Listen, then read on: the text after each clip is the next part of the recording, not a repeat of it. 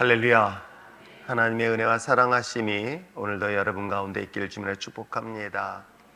날마다 하나님의 은혜 없이는 우리가 숨을 쉴 수도 없고 걸을 수도 없으며 심지어는 설 수 없음을 인정하고 고백할 수 있는 저와 여러분 되시길 부탁드립니다. 인생을 살아가면서 우리가 예상치 못한 풍랑과 어려움을 만나는 경우들을 정말 많이 경험하게 되어지죠. 우리가 미리 예측할 수 있는 어려움이라고 한다면 마음의 준비라도 할 수 있지만 여러분 어떻습니까? 우리의 인생의 큰 풍랑들이 미처 준비할 시간조차 없을 정도로 급박하게 다가오는 일들을 수없이 경험하는 것이 우리 인생의 모습이 아닐까 생각을 해보게 됩니다. 우리 앞선 어른 부모님의 세대는 어떠할까? 우리가 잘 알고 있는 것처럼 일제강점으로 인하여 36년이라는 기간 동안의 혹독한 역사의 고통을 경험했던 것이 저희 어머니, 부모님의 세대이기도 합니다. 또 우리 세대는 경험하지 않았지만 동족 간의 피비린내 나는 전쟁도 바로 우리 어머니 세대가 경험했던 참담한 풍랑 같은 고통의 시간들이었을 것입니다. 일제강점, 6.25 전쟁, 감히 누가 예측할 수 있었겠습니까? 어디 그뿐이겠습니까? 우리가 지금 세대에서 경험했던 최근의 사건들은 IMF라는 그러한 경제적 위기 상황도 우리가 살아있는 동안에 경험했던 것, 그리고 자그마치 3년이란 기간 동안에 우리가 정말로 예상하지 못했던 엄청난 일을 경험했던 이 코로나19라는 이 엄청난 삶의 현실의 어려움의 문제, 여러분 이런 것들이 과연 우리가 예측이 가능했을까요? 준비할 여유조차 또 예측할 조차도 할 수 없는 상황 속에서 우리는 큰 인생의 어려움을 만나는 것은 비단 하나님을 믿지 않는 사람들에게만 해당되는 것이 아니라 하나님을 믿는 저와 여러분에게도 동일한 인생의 큰 어려움을 만날 수 있음을 부정할 수 없게 됩니다. 그러기에 예수님께서도 말씀하십니다. 제자들에게 말씀하시기는 세상에서는 너희가 환난을 당할 수 있다라고 이야기하고 있습니다. 너희들은 세상 가운데 환난을 당하지 아니하고 피하는 것이 아니라 너희들도, 예수님을 따르는 제자들 너희들도 이 세상 속에서는 환난을 당할 수 있고 환난을 경험할 수 있다라고 이야기하고 있습니다. 그러나 두려워하지 마라. 왜? 세상의 그 모든 환난은 내가 이겼다라고 주님은 제자들에게 말씀하시는 것을 우린 기억해야 할 줄 믿습니다. 예수를 믿고 따르는 제자들도 또 하나님의 자녀들도 세상 속에 살다 보면, 아니 세상 속에 살고 있는 우리들의 삶 속에서는 환난을 경험할 수 있고 고난도 경험할 수 있고 우리가 예측할 수 없는 큰 풍랑도 경험할 수 있습니다. 그런데 그리스도인이라는 것은 세상 사람들과 똑같은 환난을 당할 때 달라야 되지는 않을까요? 예수 믿는 사람들이 똑같은 환난과 고난과 고통 속에 예수 믿지 않는 사람과 차이가 나야 되고 구분되어야 되어지고 분명히 뭔가 달라야 되는 것은 비단 세상 사람들뿐만 아니라 우리들 또한 기대하고 있는 것은 아닐까요? 아마 여러분들이 저를 바라보는 것도 마찬가지일 것입니다. 어떤 큰 어려움의 문제를 만날 때 목사님은 그래도 뭔가 우리랑 달라 라는 기대를 하고 있지 않을까요?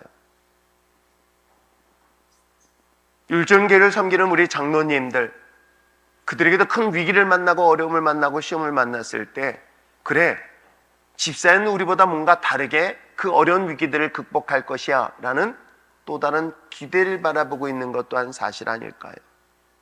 그렇다면 하나님을 믿지 않는 세상 사람들이 예수를 믿는 사람들을 바라보며 똑같은 고난 속에, 똑같은 풍랑 속에, 똑같은 환난 속에 그들은 뭔가 달라야 되지 않을까라고 하는 기대는 아마 당연한 것 아닐까 생각을 하게 되어집니다. 예수를 믿고 예수를 따르는 그리스도인이라고 한다면 똑같은 시험과 고난과 연단, 환난 속에서도 분명히 구별돼야 될 줄 믿습니다. 시험도 또한 고난도 환난도 이겼다는 예수님의 그 말씀을 붙잡고 우리는 똑같은 환난 속에서 담대할 수 있는 것이 세상 사람들과 구별되어야 되지는 않을까요? 오히려 더 나아가서 이 풍랑을 잠잠케 하시는 예수님처럼 이 환난을 이기고 극복할 뿐만 아니라 세상 사람들에게 이 환난은 이길 수 있어 라고 담대히 선포하며 나가는 것이 저와 여러분여야 될 줄 믿습니다. 세상 사람들은 들고 떨고 있을 때에 오히려 우리는 그들을 다가가서 용기를 주며 희망을 주며 꿈을 주며 이 모든 환난과 고난을 넉넉히 이길 수 있어 라고 담대하게 선포할 수 있는 것이 저와 여러분여야 되지는 않을까요? 오늘 저와 여러분 세상 속에서도 담대하게 하나님의 영광을 선포하며 나갈 수 있는 저와 여러분 되시길 바랍니다. 왜 그것이 가능할까? 그것은 내 안에 계신 그 하나님, 나에게 희망과 꿈이 있는 그 나에게 주신 그 하나님에 대한 확신이 있기 때문에 똑같은 환경 속에서도 담대할 수 있는 것이 바로 그리스도인이 갖고 있는 특징은 아닐까요? 저는 오늘 본문에서도 이야기하고 있는 내용이 바로 이런 이야기를 소개하고 있습니다. 사도행전을 지금까지 쭉 살펴보면서 이번 주 그리고 다음 주에는 차준희 교수님이 오신다면 마지막 주, 원래는 넷째 주 오시기로 했는데 한 주를 앞당기시는 바람에 그래서 이번 달 안으로 사도행전을 정리를 하려고 합니다. 사도행전, 특별히 예수님께서 죽으시고 난 이후에 곧 내가 너희를 떠난 후에 이제 또 다른 보혜사를 너희들에게 보내줄 거야. 또 다른 보혜사가 너희들에게 임하였었을 때 비로소 너희들은 하나님의 나라가 너희들 가운데 임하는 것을 볼 것이야 라고 당시에 2000년 전 예수님을 믿는 제자들에게 말씀하셨던 것입니다. 물론 2000년 전에 예수님을 따랐던 수많은 사람들이 생각하는 하나님의 나라는 다윗처럼 이스라엘을 다시금 저 로마로부터 독립을 하고 자유 이스라엘, 독립된 이스라엘이라는 나라를 생각할 수 있었을 것입니다. 그러나 예수님께서 말씀하시는 하나님의 나라는 단순히 한 개인의 나라, 한 국가의 독립을 말하는 것이 아니었던 것이죠. 하나님께서 예수님을 통해서 이 땅에 보내시어 하나님의 나라가 너희들 가운데 임하였을 때 그 나라는 어떤 것일까? 하나님의 다스리는 나라는 단순히 로마에 의해서 독립된 나라가 아닌 근본적인 죄로부터 자유케 되어 하나님의 통치를 받는 거룩한 하나님의 백성이 되어지는 이야기가 사도행전의 이야기이기도 합니다. 그래서 사도행전이 시작했을 때 하나님의 성령의 역사하심을 통해서 하나님의 나라가 임하였던 초대교회의 모습의 이야기들을 계속 소개하고 있습니다. 그리고 바울을 통해서 1차, 2차, 3차 선교 여행을 통해서 하나님의 나라가 점점 세계 열방으로 흩어지고 있는, 확장되어지고 있는 이야기가 본문의 이야기며, 특별히 오늘 본문은 바울이 하나님의 나라 속에 경험한 저와 여러분, 하나님의 나라를 다스림을 받고 있는 하나님의 백성들이 똑같은 풍랑 속에서 이 위기의 상황을 역전시키고 있는 이야기가 본문 내용이기도 합니다. 지난 시간 바울은 예루살렘에 말씀을 전하는 가운데서 성전 모독이라는 죄에 의해서 고소를 당하였고 마침내 천부장 앞에서 자신을 변명했던 이야기가 지난주 말씀이기도 합니다. 그러나 이것으로만은 끝나지 않았습니다. 바울은 그의 신분상, 물론 혈통적으로는 유대인이지만 그는 갖고 있는 신분이 로마의 시민권을 갖고 있었기에 그는 재판을 받기 위해서 로마라는 나라에 압송되는 과정의 이야기가 앞부분 이야기고 본문 내용이기도 합니다. 재판을 받는 과정에서, 이동하는 과정에서, 바로 압송되는 과정에서 바울은 풍랑을 만납니다. 여러분, 바울의 인생에서의 목표, 그 목적은 복음을 전하는 자의 삶이었을 것입니다. 바울은 그가 자신의 삶의 목적, 삶의 목표, 그리고 삶을 살아가는 가장 궁극적인 목적은 바로 예수 그리스도를 전하는 순회 전도사요 선교사 사명이 그에게 주어진 사명이기도 합니다. 그러기에 저는 오늘 본문의 말씀을 보면서 단순히 이건 바울에게만 해당되는 특정한 이야기가 아니라 어찌 보면 일상적으로 삶을 살아가고 있는 저와 여러분 우리 삶 속에서도 이런 다양한 일들을 만날 때에 그 위기 상황을 똑같이 극복할 수 있는 이야기가 본문 내용이 아닐까 생각을 하게 되어지죠. 예수를 믿고 구원받은 믿음의 자녀들이 세상 속에서 살아갈 때에 과연 직장 생활하던 사업을 하던 등등의 많은 일들을 감당해낼 때에 그리스도인으로서 과연 나는 어떤 삶을 이겨내고 극복할 수 있는가라는 이야기가 본문 내용이기도 합니다. 예수 그리스도를 믿기 전에 단순히 먹고 살기 위하여 일하며 삶을 살았던 한 개인의 사람이 그의 삶의 목적은 오직 개인의 삶의 목적이 자신의 삶이에요. 그래서 그의 삶의 목적은 잘 먹고 잘 사는 것, 그것이 모든 중심이 자기가 중심이었던 그에게 예수를 믿고 거듭난 후에는 그의 삶의 목표가 달라졌던 것입니다. 복음을 전하기 위하여, 하나님의 나라를 확장하기 위하여, 하나님의 영광을 위하여 모든 것들이 바뀌었습니다. 전에는 공부하는 목적이 자신의 성공을 위한 것이었습니다. 자신이 직장 생활에서 돈을 버는 목적도 개인의 행복을 위한 목적이었던 것입니다. 사업을 해서 돈을 버는 것도 그 또한 내가 좀 더 좋은, 그리고 더 노후에 안정된 삶을 살기 위한 것이 예수를 만나기 전에 삶의 목적이었다고 한다면 바뀌었습니다. 예수님을 만나고 난 이후에 복음을 위하여 공부하기 시작했습니다. 예수님의 나라를 위하여 하나님의 거룩한 나라의 백성으로서 공부를 합니다. 내가 돈을 버는 목적도 하나님의 나라를 위하여, 복음을 위하여, 쓰임받기 위하여 돈을 벌고 일을 하게 됩니다. 여러분, 이건 정말 본질적으로 달라지는 거예요.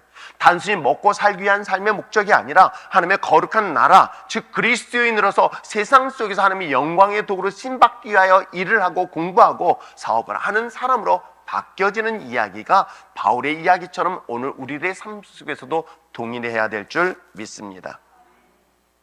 삶의 위기 풍랑 속에서 평안할 수 있으며 담대할 수 있으며 오히려 두려워 떨고 있는 수많은 사람들에게 오히려 두려워하지 말자, 걱정하고 염려하지 말자, 오히려 이 위기가, 이 환경과 상황이 정말 이것을 통해서 하나님의 살아계심을 간증할 것이다라고 그들에게 희망을 주고 용기를 줄 수 있는 그 이유는 무엇일까? 그것이 바로 세상 사람과 구별된 그리스도인의 삶의 모습이 있기 때문은 아닐까요? 여러분, 세상 사람과 달라야 될 그리스도인들, 똑같은 어려움을 만납니다. 코로나로 인하여 수많은 사람들이 어려워 두려워 떨고 있을 때 그리스도인이라면 뭔가 달라야 되지는 않을까요? 오히려 담대하게, 더욱더 담대하게 앞으로 나갈 수 있는 것이 저와 여러분여야 되지는 않을까요? 그러므로 사랑하는 성도 여러분, 오늘 성경에 기록되어 있는 것처럼 세상 속의 거친 풍랑, 그런 예외 없이 우리 모두 다 경험할 수 있을 것입니다. 이 코로나보다 더 큰 어려움의 풍랑을 우리는 분명히 또 경험할 수 있을 것입니다. 그러나 오늘 사도 바울의 이 본문의 말씀을 통해서 이것을 역전시키고 더 나아가서 이걸 통해서 하나님이심을 증거할 수 있는 그런 모든 과정들을 이겨낼 수 있는 방법이 과연 본문을 통해서 어떻게 소개를 하고 있는가? 첫 번째는 저는 오늘 본문의 말씀을 묵상하면서 여러분이 들어야 될 소리가 있습니다. 물론 사업을 하는 사람들은 사업에 대한 다양한 정보를 들어야 된다고 합니다. 주식을 투자하는 사람들에게서는 주식에 대한 다양한 정보를 들어야 된다고 이야기를 하고 있습니다. 그러나 어떻습니까? 주식을 하던 사업을 하던 그 사람들이 들리는 소리는 희망적인 이야기보다는 어떻습니까? 금리가 올라서 또는 때에 따라서는 자금의 흐름 때문에 아니면 사업의 여러 가지 환경과 상황 때문에 요즘은 어렵다라는 그런 희망적인 얘기보다는 오히려 내 마음의 근심으로 다가오는 세상의 수많은 정보의 이야기를 듣게 되는 경우가 더 많지는 않을까요? 세상 사람들이 잘 되는 이야기보다는 오히려 실패의 이야기를 더 쉽게 듣고 있는 것 또한 오늘 우리가 듣고 있는 환경과 상황의 문제는 아닐까요? 사람들이 전해주는 이야기는 희망적인 얘기보다는 오히려 절망에 가까운 그런 소문과 정보를 듣는 경우가 더 많지 않을까요? 그러게 우리가 들어야 될 정보가, 우리가 들어야 될 이 귀의 소리가 어디에 초점을 맞추느냐는 것은 여러분의 인생에 똑같은 풍랑의 문제를 해결하는 데 있어서 중요한 키포인트가 되고 있는 것 잊지 마시기를 바랍니다. 여러분, 주식을 투자하는 사람에게 있어서 좋은 정보를 얻는 것처럼 인생에 있어서 성공할 수 있고, 똑같은 풍랑 속에서도 풍랑을 역전시켜서 간증의 도구로 삼을 수 있는 것이 있다면 들어야 될 소리가 하나 있습니다. 그는 풍랑이 거친 소리가 아니라 하나님의 음성을 듣는 저와 여러분 되시기를 부탁드립니다. 세상에 거칠게 들려오는 저 풍랑, 태풍의 소리를 듣는 것보다 더 중요한 것은 그 풍랑 속에 들려오는 그 세미한 음성이, 하나님의 그 음성이 이 풍랑의 문제뿐만 아니라 여러분의 인생의 크거나 어려움의 문제를 넉넉하게 이길 수 있는 놀라운 역사를 반드시 경험하게 될 줄 믿습니다. 이게 세상 사람들과 하나님의 자녀와의 차이 아닐까요? 세상 사람들은 세상의 소리에 익숙해 들려 있습니다. 여러분, 여러분이 이 자리에 앉아 있다고 한다면 여러분의 귀의 소리에 어떤 게 더 익숙한가를 보면서 나는 하나님의 자녀가 아닌 세상에 속한 것은 아닐까를 혹시 스스로 점검해 보는 건 어떨까요? 오히려 하나님의 세미한 음성보다는 세상의 소리가 오히려 내 인생의 삶에 좌우하고 있다고 한다면 나는 지금 누구의 소리에 더 귀 기울이고 있을까? 최소한 하나님의 자녀라고 한다면 여러분이 듣는 소리는 세상의 소리를 들을 수 있을 뿐만 아니라 하나님의 음성 듣는 것에 더 민감하리라 믿습니다. 여러분, 수많은 자녀들의 소리가 있습니다. 그런데도요, 엄마들은요, 그 많은 아이들의 울음속에 자기 자녀의 소리가 들린다고 이야기를 하는 것 여러분 아십니까? 저희 집사람이 시력이 나쁩니다. 정말 나빠요. 그런데도요, 우리 아들 군에 갔을 때요, 그 많은 똑같은 머리 빡빡 깎은 아들 중에서 제 아들을 정확히 찾아내는 것 보면서 우리 집사는 특별한 은사를 가졌는 줄 알았어요. 이거는 엄마만이 갖고 있는 촉일까요? 아닙니다. 내가 어디에 관심이 있고 어디에 초점을 맞췄느냐에 따라서 보게 되고 듣게 되는 것. 그러면 나는 하나님의 자녀인가 아닌가 아주 간단합니다. 내가 어떤 소리에 더 민감한가를 보면 알 수가 있습니다. 수많은 남의 소리는 들리지 않아요. 다른 사람들의 표정은 보이지 않아요. 여러분 보십시오. 여러분 많은 자녀들이 있습니다. 그런데 놀랍게도 그 자녀의 표정 하나 보고도요, 부모는 그 자녀가 어떤 상태인지 느낄 수 있는 건 무엇 때문일까요? 그럼 우리는 어떻습니까? 나와 하나님의 관계 속에서 내가 하나님의 자녀라고 한다면 내가 들어야 될 소리가 어떤 소리를 듣게 될까요? 똑같은 풍랑 속에, 태풍 속에, 환란 속에서도 내 귀의 소리는 하나님의 음성을 들을 때 하나님은 이 삶을 역전시키는 놀라운 역사를 반드시 경험하게 될 줄 믿습니다. 말씀드린 것처럼 바울은 로마로 배를 타고 압송됩니다. 재판을 받기 위해서 그는 로마로 가게 됩니다. 그때 오늘 성경의 본문에 기록된 것처럼 뭐라고 이야기하고 있습니까? 남풍이 순하게 불고 있다라고 이야기하고 있어요. 그러면 지중해를 생각해 본다면 배가 갈 때 여러분 어떻습니까? 북풍이 내려온다면은 이 해안가 밑으로 내려오기 때문에, 아프리카 쪽으로 내려가기 때문에 로마 쪽으로 가기는 불가능한 거예요. 근데 남풍이 분다는 것은 남쪽, 즉 아프리카 쪽에서 저 유럽 쪽으로 바람이 불고 있다는 거예요. 그러면 자연스럽게, 물론 그때 제트 엔진이 있어가지고 배를 타고 다녔던 시대가 아니다 보니 자연스럽게 바람의 흐름에 따라 움직이는 건 맞고, 오늘 본문에 기록된 것처럼 13절에 뭐라고 얘기하고 있습니까? 오늘 본문에 기록된 것처럼 이 남풍이 순하게 불며 그들이 이제 배가 움직여도 되겠다라는 생각으로 이제 출항을 또 하게 되어집니다. 그런데 14절에 얼마 되지 않은 가운데서 유라굴로라는 그런 태풍을 만나게 되어지는 이야기가 나와 있어요. 예상하지 못했던 풍랑을 만나게 되었던 것입니다. 큰 위기 상황을 맞이하게 되어지죠. 그때 오늘 성경의 본문에 기록되어 있는 것처럼 그들은 어떻게 해요? 가우다라는 작은 섬, 이 섬에 피합니다. 그래서 이 거친 풍랑의 약간의 작은 섬에 그 바람을 피하고 있는데도 어떤 일이 일어나요? 이놈의 태풍이 멈추지 않는 거예요. 그때 아주 훌륭한 기상청의 게스트가 설명하면 참 좋은데 그때 뉴스를 안 해줬던 것 같아요.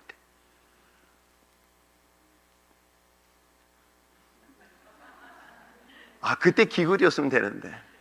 그러면 며칠 동안 여기 섬에서 기다리면 되는데. 근데 아무도 그의 정보를 듣지 못했습니다. 그랬더니 어떻게 해요? 이게 하루 만에 끝나는 것이 아니었습니다. 오히려 태풍이 더 강력하게 몰아치고 있었어요. 더 강력하게 몰아치고 있었던 상황, 이건 하루 이틀만으로 끝나지 않은 상황에 처하고 있었을 때에 그들은 과연 어떤 선택을 하고 있을까? 그게 바로 18절부터 나옵니다. 자, 한번 18, 19, 20절 말씀 한번 읽어볼까요? 읽겠습니다. 시작.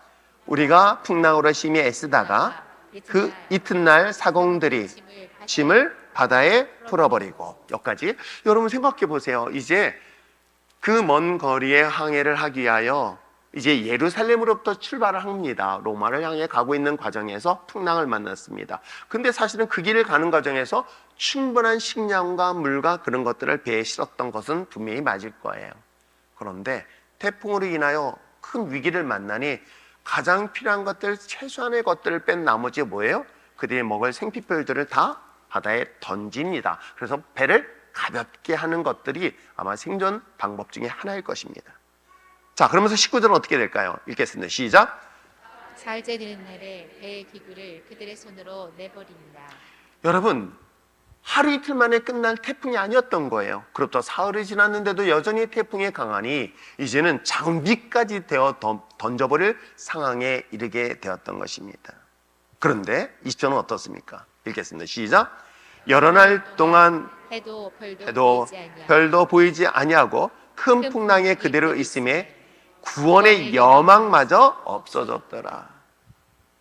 배를 오랫동안 타고 항해하는 사람들에 있어서는 하늘의 별을 보고 또한 그런 자연의 환경을 바라보며 이 태풍은 얼마면 끝날 것이다 라고 생각하고 나름대로 계산하면서 짐을 내렸을 것입니다. 그런데 그게 끝나지 않는 거예요. 예상했던 건 달랐던 거예요. 그런데 중요한 장비까지 버렸습니다. 자, 장비 정도 버렸다고 한다면 이제는 정말로 급박한 상황이었던 거예요. 그런 상황 속에서도 이젠 끝날 줄 알았더니 어때요? 여러 날이 지나도 이 태풍이 잠잠하지 아니하였다. 그러니 뭐라 그래요? 구원의 여망마저 소망마저 희망마저 끊어져 버리는 상태라고 성경은 기록되어져 있어요. 이것을 우리의 삶의 현실로 한번 돌아볼까요? 여러분, 지금 인생의 항해를 하고 있는 나그네 같은 우리들의 인생에서 미처 예상하지 못한 이와 같은 태풍과 같은 풍랑을 만나게 됐습니다. 그럼 나름대로 예측을 하는 거예요. 아, 코로나 몇 개월만 버티면 되겠지. 여러분 그렇게 생각하지 않았었습니까? 그래, 이번 한 해만 참으면 되겠지 라고 해서 최대한으로 대출받을 것 대출받고 등등등을 하면서 버텼습니다. 그런데 1년이 지나도 2년이 지나도 이것이 끝이 나지 않았으니 그때는 어떤 일들이 일어날까요? 감당할 수 없어서 쓰러지고 넘어졌던 것이 먼 이야기 아닌 최근에 우리들이 경험했던 이야기 아닐까요? 마찬가지라는 것입니다. 오늘 바울이 탄 이 항해하는 이 배 안에 똑같은 환경의 어려움을 만나고 있었던 거예요. 그래서 그들은 구원의, 즉 소망을 끊어버릴 정도의 상황에 이르는, 극단적 상황에 이른 이야기가 오늘 성경 본문에 기록되어져 있습니다. 상상을 해보시기 바랍니다. 그 배 안에 있는 사람들이, 그래도 최소한 바울은 직업이 배를 타고 다녔던 사람이 아니에요. 건축을 하는 사람이었어요. 그렇다면 배를 몰고 다녔던 이 사람들은 최소한 배에 대하여, 최소한 배를 몰고 다니는 것에 대한 전문가적 지식을 가진 사람들이에요. 그런데 그들조차도 뭐라 그래요? 구원에 대한 소망을 갖지 못할 정도다. 이제는 죽음에는 또 다른 방법이 없다라는 그런 극단적 상황에 이른 것을 우리는 충분히 예측할 수 있습니다. 심지어는 그들은 굶는 상태까지 이르렀어요. 말씀드린 것처럼 그들의 짐, 즉 최소한의 식량을 남겨놓은 것까지도 이제는 다 떨어져 버린 상태에 이르게 됩니다. 자, 그것이 21절 얘기하고 있죠. 또 안 읽겠습니다. 시작. 여러 사람이 오래 묵지 못하였음에 바울이 가운데 서서 말하되 여러분이여 내 말을 듣고 글에 대해서 떠나지 아니하여 이 타격한 손상을 면하였더라면 좋았을 뻔하였을 텐데 라고 이야기하고 있어요. 이 바울도 꼭 과거에 잘못한 거 옛날에 그랬으면 얼마나 좋았겠냐라고 지적하고 있는 것은 오늘 우리들의 모습이나 바울이라는 모습에 큰 차이는 없지만 그럼에도 불구하고 어떻습니까? 중요한 이 본문의 이야기는 그들은 이제 먹을 식량까지 다 떨어져 굶어 죽고 있는 굶은 상태에 있었던 것이죠. 그런 가운데 있던 그 두려워 떨고 있는 당시 배 안에 있는 수많은 사람들을 향하여 바울이 오늘 본문을 통해서 이야기를 하고 있습니다. 사실은 너희들 떠난 것에 대한 책망의 이야기를 하고 싶었던 것은 아니었던 거예요. 그러면서 바울은 오늘 본문에서 아주 중요한 이야기를 하고 있습니다. 자, 22절 말씀을 함께 한번 읽어보시기를 바랍니다. 읽겠습니다. 시작. 내가 너희를 권하노니 이제는 안심하라. 너희 중 아무도 생명에는 아무런 손상이 없겠고 오직 배뿐이라. 바울이 얘기하고 있는 거예요. 야, 두려워하지 마세요. 걱정하지 마세요. 염려하지 마세요. 배를 손상되는 것 외에는 당신들의 생명은 아무 이상이 없을 것입니다 라고 얘기를 했어요. 여러분, 입장을 바꿔놓고 생각해 보세요. 바울이 지금 선장이에요, 아니면 VIP예요? 그러면 그 말에 영향력이 있어. 그런데 지금 바울은 어떤 신분이에요? 죄인의 포로로 끌려서 이제 재판받으러 가는 중이에요. 가끔 영화 같은 데서 보면은 죄수들을 죄수복 입고 묶은 채 차로 이송하는 과정에서 차가 막 뒤집어지는 이야기 있잖아요. 죄송합니다. 저만 영화를 좋아해서 그런 것만 보는가 봅니다. 여러분, 이런 상황인 거예요. 근데 죄수가 오히려 그 운전기사나 기타 이들을 호송해주고 있는 경찰들에게 걱정하지 마, 염려하지 마, 너희들 안전할 거야 라고 하고 있는 걸 상상해 보세요. 바울의 신분의 위치에서는 사실 이 말을 하기에는 적절한 위치가 아닌데도 불구하고 바울은 그들을 오히려 위로하고 있는 거예요. 두려워하지 마십시오. 걱정하지 마십시오. 한 가지 안타까운 것은 배는 손상될 수 있지만 당신들의 생명은 안전할 것입니다 라고 얘기를 했어요. 근데 여러분, 이 소리를 할 수 있었던 중요한 이유가 뭐 때문일까요? 단순히 그들에게 립 서비스 하는 걸까요? 혹시 우리들 신앙생활하면서 하나님이 당신 지켜주실 거야 라고 얼마나 쉽게 립 서비스를 하는지 여러분 아십니까? 그래서 우리가 신앙생활하면서도 그런 이야기들을 쉽게 얘기할 때가 사실은 참 많이 있어요. 근데 안 지켜주시더라고요. 하나님이 당신과 함께 할 거야, 걱정하지 마, 염려하지 마. 그런데 말은 그렇게 했는데 우리가 염려한 대로 이루어질 때가 사실 더 많지 않을까요? 그런데 바울의 경우도 마찬가지인 거예요. 지금 한치 앞닿을 수 없는 죽음의 순간이 그들 앞에 있었던 거예요. 그 죽음의 순간에 있었을 때에 바울은 외치고 있는 거예요. 두려워하지 말라고, 걱정하지 말라고, 염려하지 말라고. 당신들의 생명은 안전하게 지켜줄 거야. 여러분, 바다 한가운데 배를 타는 사람들에게 있어서 이런 상황이 맞이한다면 여러분, 이 말하는 사람이 미울까요? 아니면 기대가 될까요? 물론 인물이 되고 영향력이 끼칠 수 있는 사람이라면 그 사람의 말을 믿고 신뢰라도 하지. 바울은 이건 죄인이 하는 이야기인 거예요. 그 말을 누가 신뢰할 수 있었을까? 근데 바울은 담대하게 얘기합니다. 이유가 뭐 때문일까요? 지금 풍랑이 일고 있는 건데, 풍랑이 없어진 게 아닙니다. 풍랑으로 인하여 이제 곧 죽음을 눈앞에 두고 있는 수많은 사람들의 공포와 두려움 속에 있을 때에 바울은 이와 같이 선포할 수 있던 이유가 뭐 때문일까요? 바로 그 다음 절에 나옵니다. 자, 우리 함께 읽었던 23절 읽겠습니다. 시작. 내가 속한 바 곧 내가 섬기는 하나님의 사자가 어젯밤에 내 곁에 서서 말하되 라고 이야기하고 있는 거예요. 바울은 누구의 소리를 들었어요? 하나님이 보낸 천사의 소리를 들었다라고 이야기하고 있는 거예요. 한번 상상해 보시기 바랍니다. 우르릉 쿵쾅쿵쾅 거리면서 그 수많은 사람들이 외치는 아우성 소리, 아마 하나님의 음성을 듣기에는 주변의 소리가 더 시끄럽지는 않았을까요? 하나님의 들려주는 그 소리보다 오히려 주변의 환경의 소리가 더 두려움을 줄 수 있을 만한 소리는 아닐까요? 왜? 바울도 이 풍랑 속에 같이 함께 있었던 것을 주목해 보시기를 바랍니다. 바울도 예외 없이 이 거친 풍랑 속에 아무것도 할 수 없는 속수무책 상태에서 그들은 이 상황을 맞이하게 되었던 거예요. 그런데도 그는 누구의 소리를 들었어요? 하나님의 천사가 내게 들려주시는 이야기를 들었다라고 하면서 오늘 본문을 통해서 이야기를 하고 있는 것입니다. 태풍 같은 거칠고 큰 소리가 저와 여러분의 삶 속에 다가올 때에 그 속에서 여러분은 어떤 소리가 들립니까? 아니, 우리가 삶을 살아가면서도 수많은 위기의 신앙의 위기를 만날 때 어떤 것들의 위기를 만나게 될까요? 어떤 소리로 인하여 여러분의 신앙의 위기를 만날까요? 하나님의 음성이에요? 아니면 세상의 소리예요? 하나님의 말씀이에요? 아니면 세상에 나를 비난하는 소리일까요? 나를 조롱하는 소리가 들릴까요? 아니면 하나님의 위로하심이 먼저 들릴까요? 그런데 놀랍게도 우리의 귀는 오히려 하나님의 위로하심의 소리보다는, 하나님이 함께 하시겠다는 소리보다는 나를 조롱하고 나를 미워하고 나를 심판하고 나를 손가락질하는 소리에 더 민감하고 예민한 것은 아닐까요?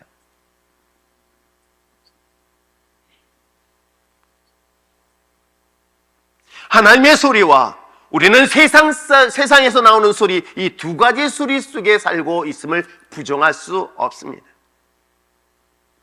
저 역시도 하나님의 소리와 동시에 세상에 들려오는 이 두 가지 소리를 계속해서 듣게 됩니다. 때로는 달콤한 소리로 들리기도 하고 때로는 나를 핍박하는 소리로 들릴 수 있을 것입니다. 나를 조롱하는 소리도 들릴 수 있습니다. 그런데 이 두 가지 소리에 내가 어디에 귀 기울이냐에 따라서 이 풍랑은 나에게 간증이 되는가 하면 이 풍랑이 나의 삶을 송두채 삼킬 수 있다는 것, 왜 우리는 알지 못할까요?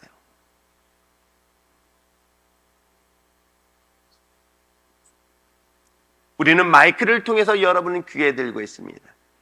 근데 저는 여기 작은 핀 마이크가 있어요. 이 작은 핀 마이크가 이것을 받아들이는 것이 있어요. 저 위에서 받아들입니다. 저 위에서 받아들이는 것과 제가 발송하고 있는 이 마이크가 이게 같이 연결이 되지 않는다면 아마 여러분은 저 스피커를 통해 소리를 듣지 못할 거예요. 나의 안테나가, 나의 시선이, 나의 귀가 어디에 있느냐에 따라서 그것이 나랑 컨택, 즉 연결이 되어지는가 하면 그것이 연결이 끊어지고 있다는 것을 왜 우리는 알지 못할까요? 바울도 예외 없이 이 풍랑 한가운데 있었습니다. 바울도 마찬가지로 그들과 똑같이 굶주린 상태에 있었을 것입니다. 아니, 바울은 어찌 보면 사슬에 묶여서 더 고통스러운 순간을 보내고 있었을지도 모르겠습니다. 그런데도 불구하고 오히려 두려워 떨고 있는 이 배 안에 있는 사람들에게 두려워하지 말라고 할 수 있었던 가장 중요한 이유는 무엇일까요? 그 거친 풍랑 속에 그가 들었던 것은 바로 하나님의 소리였던 것입니다.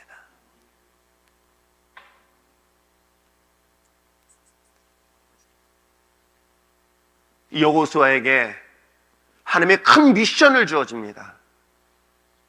모세라는 엄청난 지도자가 죽고 난 이후에 이제 오직 자신 하나밖에 남지 않았었을 때 하나님은 이 엄청난 이스라엘 백성들을 데리고 저 가나안 땅에 정복하라는 명령을 듣게 되었을 때에 그 또한 얼마나 두려웠을까. 수많은 사람들의 판단의 소리가 두려웠을 것이고 가나안 7 족속들의 그 아우성치는 소리 또한 두려웠을 것입니다. 그 두려움을 떨고 있는 여호수아에게 하나님이 주신 말씀이 뭔지 아십니까? 두려워하지 말라, 놀라지 말라 라고 말씀하시면서 그 놀라지 아니하고 두렵지 아니하기 위해서 그 하나님의 말씀을 주야로 묵상하라고 하신 그 말씀을 여러분 기억하십니까?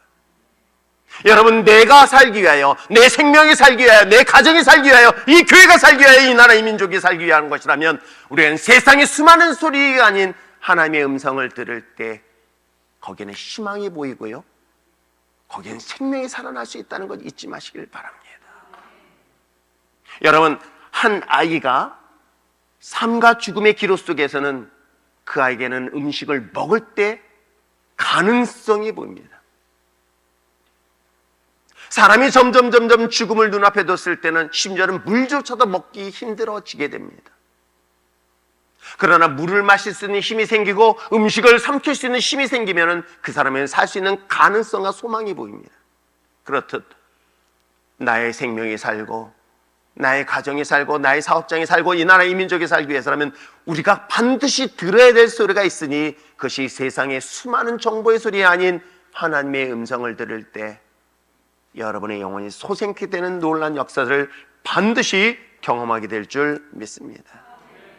거칠고 예상치 못한 인생의 풍랑 앞에서 누구나 예외 없이 경험할 수 있습니다.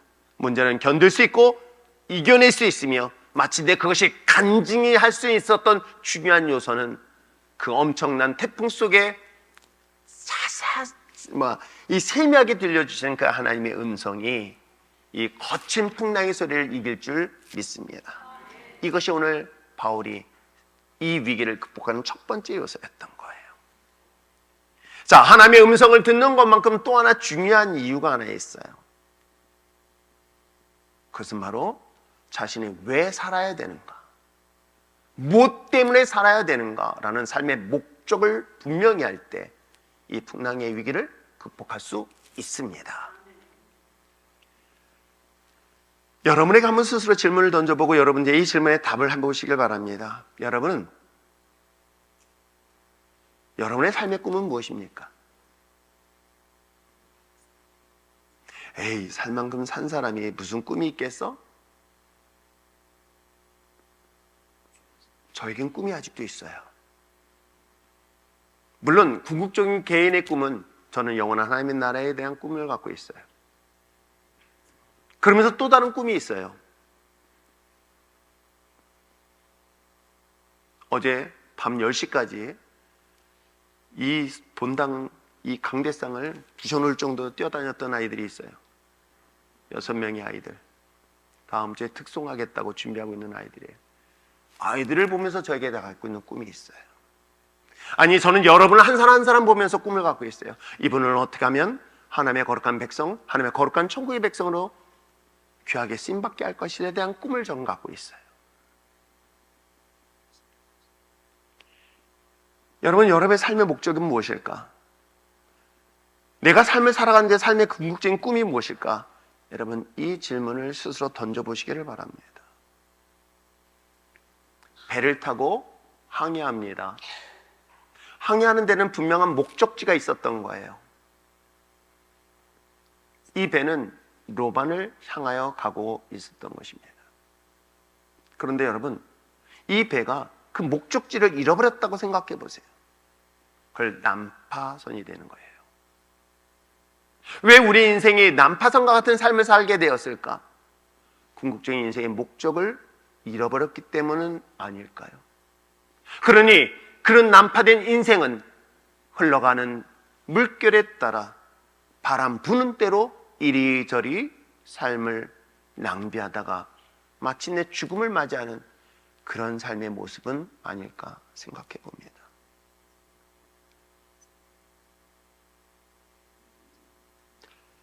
개인적으로는 여자보다 엄마의 힘이 센 이유가 무엇 때문일까? 모성애적인 본능? 있을 수 있어요. 그런데 여자보다 엄마가 더 강한 이유는 자녀를 지키겠다는 그 목적이 분명할 때 거기는 힘이 생긴 것 여러분 아십니까? 자녀를 보호하겠다는 그 본능적 욕구가, 그 목적이 분명할 때는요, 그런 여자가 갖고 있는 힘을 뛰어넘는 놀라운 힘을 발휘하는 것, 저는 수없이 보게 되어집니다. 세상의 풍랑이 아무리 거칠고 감당할 수 없는 상황 속에 있을지라도 견딜 수 있었던 건 뭐 때문인지 아십니까? 삶의 목적이 분명할 때에 이 모든 위기를 극복하고 이겨낼 수 있는 힘이 그 안에 생긴다는 것 잊지 마시길 바랍니다. 그 이야기가 24절에 이야기를 하고 있어요. 자, 24절 읽겠습니다. 시작. 바울아, 두려워하지 말라. 내가 가이사 앞에 서야 하겠고 또 하나님께서 너와 함께 항해하는 자를 다 내게 주셨다 하였다. 그렇습니다. 바울은 지금 재판받으러 가는 것이 아닙니다. 다른 사람들 눈에는 재판받으러 가는 것 같이 보였습니다. 그러나 바울은 가는 방법이 조금 달랐을 뿐, 바울은 이 가이사 앞에서 예수 그리스도를 전하는 그의 주신 삶의 목적, 그 목적을 분명하게 이 사실을 통해서 알려주고 있는 거예요. 내가 왜 로마로 가야 되는지,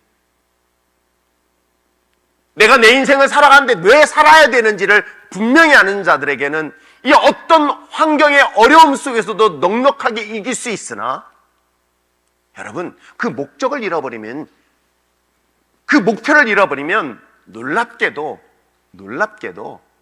여러분 그 가는 방향조차 잃어버릴 뿐만 아니라 중간에 포기하는 결과를 가져다 준다는 것 여러분 아십니까? 그래서 다시 한번 묻고 싶어요. 하나님이 왜 나를 선택하셨을까? 하나님이 왜 내게 생명을 주셨으며 하나님께서 나의 이 모든 것들을 주셨을까? 내가 살아야 되는 이유, 삶의 목적이 과연 무엇일까?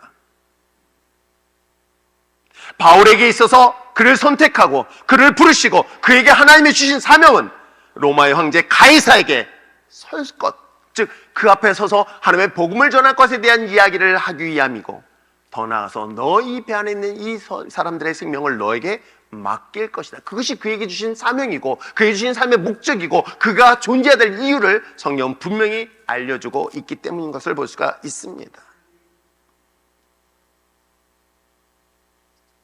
무지개를 잡기 위하여 떠돌이 생활했던 나그네 같은 저의 인생에서도 어느 순간 십자가가 나의 삶을, 나의 생명의 목적을 바꿔 주었던 것. 나를 위하여 십자가에 죽으시고 내게 생명을 주시사 나를 의롭다 하시며 하나님의 거룩한 나라와 동역하겠다는 하나님의 음성에 제가 이 자리에 섰지는 않았을까요?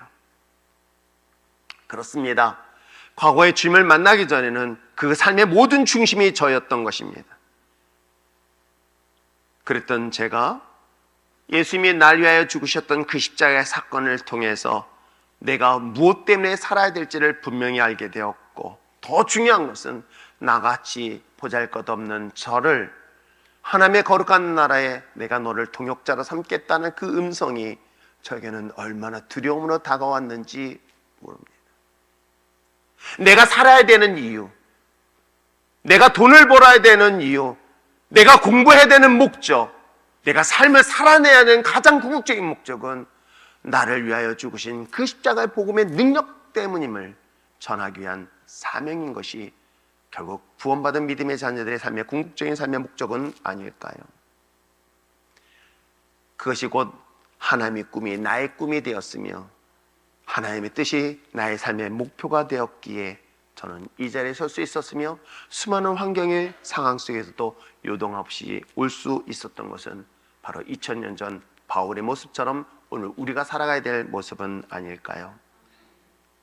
환경과 상황이 우리의 삶을, 지도자를 만들까? 이런 생각해 봅니다. 환경이, 상황이 한 사람의 지도자를 만들까?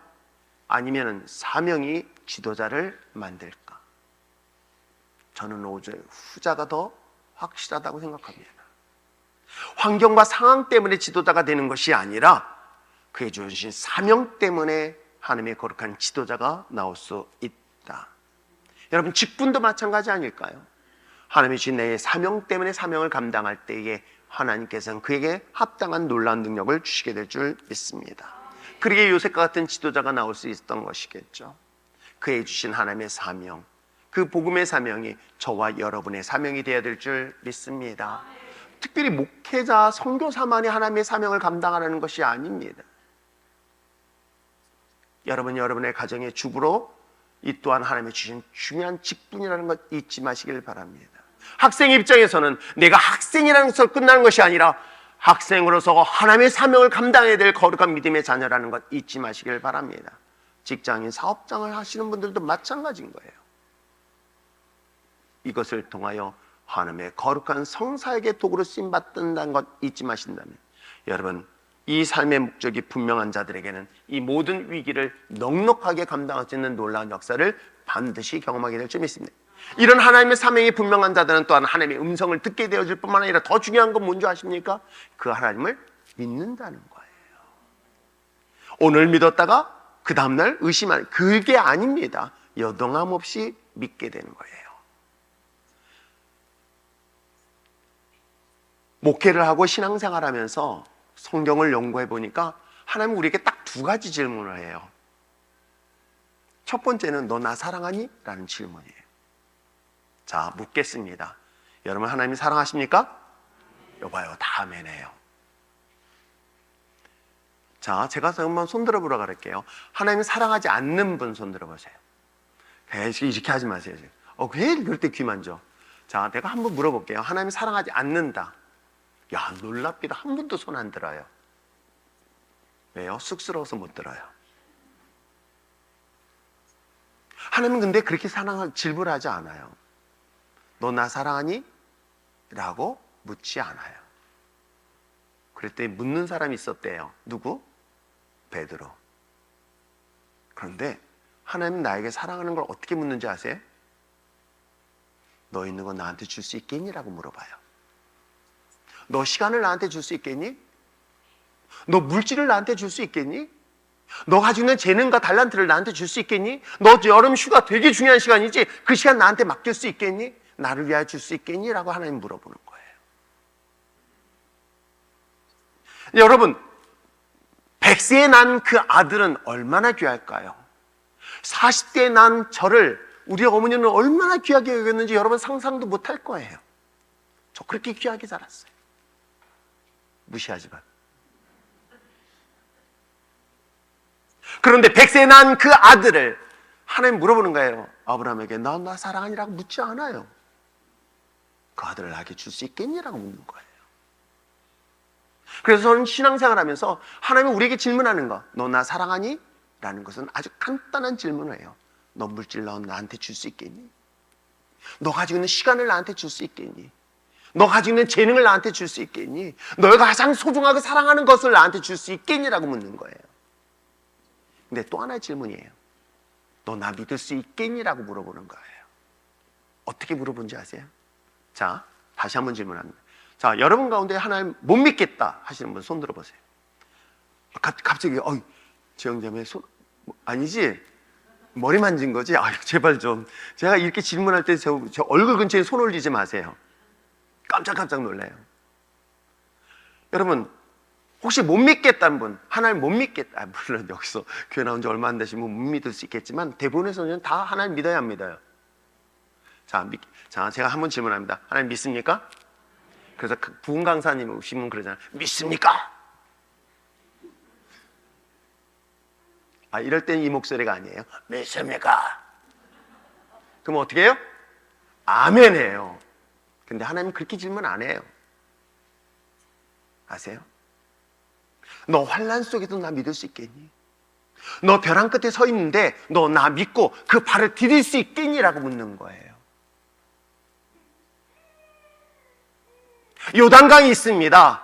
그 요단강, 그 넘실거리는 요단강에 발을 디디라고 얘기합니다. 그래서 너 나 믿을 수 있겠니? 라고 묻는 거예요. 여리고성이 있습니다. 그 여리성 감당할 수 없는 그 성, 너 나 믿을 수 있다면 그 성을 돌 수 있겠니? 하나님 그렇게 물어보는 거예요. 그래서 저는 신앙생활에 딱 두 가지를 질문하더라. 하나님이 내게 요구하는 것들은 날 사랑하냐는 질문인 거예요.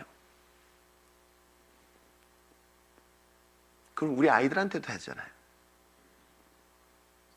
제가 아이들한테 사탕 주면서 할아버지 한 입 하면 안 줘요. 난 2개 주려고 준비해 놨는데. 그런데 또 하나, 너 나 믿니라는 것은 여러분 똑같은 환경의 위기를 만날 때예요. 어려움을 만날 때예요. 고난을 만날 때예요. 시험을 만날 때 너 나 믿을 수 있겠니라는 것을 질문하고 있는 것 여러분 아십니까? 그래서 오늘 25절에 바울은 이렇게 고백하고 있는 거예요. 25절 다시 한번 큰 소리를 읽어보시길 바랍니다. 시작. 그러므로 여러분이여 안심하라. 나는 내게 말씀하신 그대로 되리라고 하나님을 믿노라. 누가 믿는다? 하나님 믿는다라고 얘기해요. 하나님 말씀하신 대로 믿는다는 거예요. 나를 안전하게 저 로마까지 저 황제인 시저 앞에 서게 할 것이다. 그리고 너희들의 생명을 나한테 맡겼다라는 이 사실, 그 약속의 말씀은 뭐예요? 지금 풍랑 속에 이 고백을 하고 있는 거예요. 여러분 정말 자신의 믿음을, 하나님에 대한 믿음을 확신한다면 위기를 만날 때예요. 어려움을 만날 때예요. 자신이 감당할 수 없는 절망적 상황 속에서 하나님은 나에게 질문하고 있는 거예요. 너 이 상황 속에도 너 나 믿을 수 있겠니? 왜? 내가 널 지켜줄 거야. 내가 널 보호할 거야. 내가 비록 풀무불 속에 빠져 태워 죽임을 당하는 순간일지라도 그래 난 너와 함께 할 거야.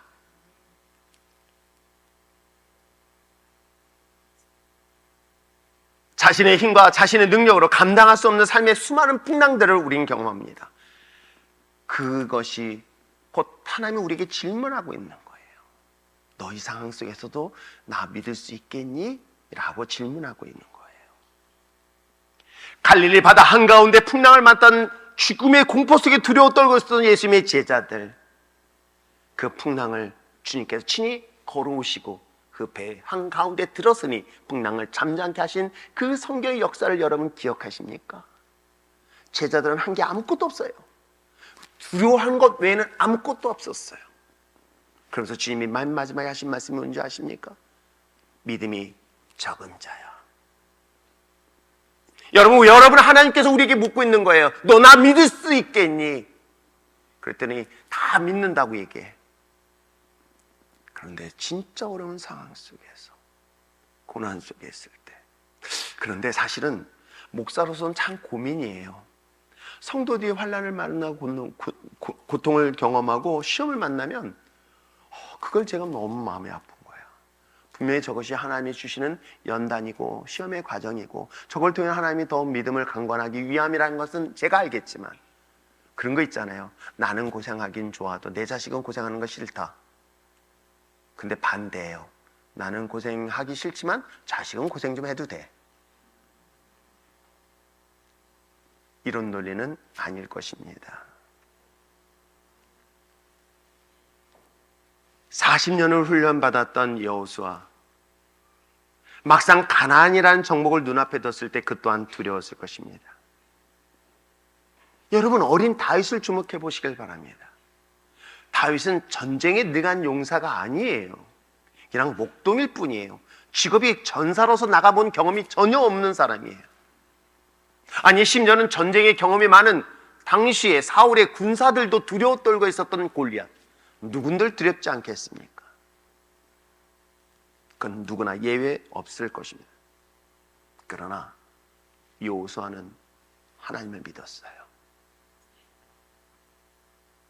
다윗은 골리앗이 두려운 것이 아니라 하나님을 믿었던 것 아십니까? 하나님의 약속을 믿는다면 여러분, 그 어떤 풍랑 앞에서도 담대하게 이겨낼 줄 믿습니다. 그러게 우리에게 주신 약속 마지막 말씀을 꼭 기억하세요. 마태복음 28장 18절 19절은 부담스러운 말씀이에요. 왜냐하면 저에게 주신 말씀이었기 때문에. 그러나 맨 마지막 20절엔 뭐라고 얘기했어요? 볼지어다 세상 끝날까지, 끝까지, 주님 오시는 그날까지, 아니 내 생명이 다하는 날까지 누가? 하나님이 너와 함께 하시겠다. 여러분, 하나님이 함께 하심이라는 하나님의 표적과 기적의 역사는 성경에 수없이 기록되어져 있지 않습니까? 여러분, 여러분의 인생의 풍랑의 문제를 여러분 스스로 어떻게 감당할 수 있게? 여러분, 감당할 수 있다면 그건 문제가 되지 않아요. 내가 감당할 수 없기 때문에 그것이 두려움으로 다가오는 거죠. 감당할 수 없는 삶의 문제에 있었을 때 오늘 하나님은 뭐라고 얘기하셨습니까? 세상 끝날까지 내가 너와 함께 할 거야. 너와 함께 함으로 이 풍랑은 잠잠케 할 것. 또한 내가 하는 게 아니라 누가 하시겠다? 하나님이 함께 하시겠다라고 이야기하고 있는 것입니다. 인생의 풍랑을 만나고 있는 갈릴리 호수에 예수님이 그 배 안에 들어오셨을 때 어떤 일이 일어납니까? 풍랑을 잠잠케 하신 것처럼 인생에 항해하는 내 삶 속에 주님이 나와 함께 하시기에 그 어떤 풍랑도 하나님 등이 잠잠케 하실 수 있다. 그 하나님을 좀 믿어요. 그 믿는 저와 여러분 되시길 부탁드립니다.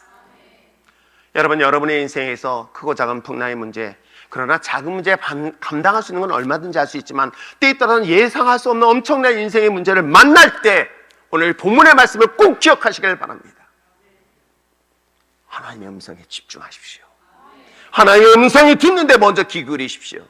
내가 다른 세상의 소리보다 하나님의 소리에 집중할 때에 그곳에서 하나님의 기적의 역사는 반드시 일어나게 될 줄 믿습니다. 그 자리가 어딜까요? 그게 저는 예배의 자리는 아닐까요?